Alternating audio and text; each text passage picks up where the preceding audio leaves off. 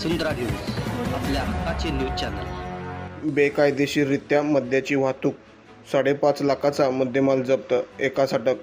Police उपअधीक्षक कार्यालयाकडील पथकातील परिवीक्षाधीन पोलीस उपअधीक्षक Arvind Raibole, police head constable Sunil Patil, Sanjay Hargule, police constable Tahir Shaikh Katti यांना पोलीस उपअधीक्षक साळवे यांनी अवैध धंद्यावर कारवाईच्या अनुषंगाने सूचना केल्या होत्या।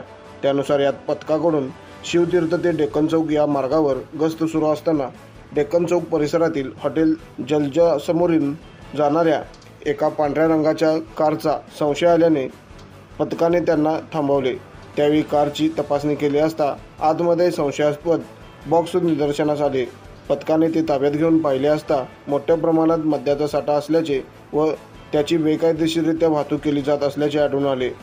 या प्रकरणी पथकाकडून केलेल्या चौकशीत विजय पांढरपट्टे याने हा माल विक्रीसाठी नेत असल्याचे सांगितले। चॅनलला सबस्क्राइब करा आणि परिसरातील ताज्या घडामोडी सर्वात आधी बघण्यासाठी बेल आयकॉनला क्लिक करा।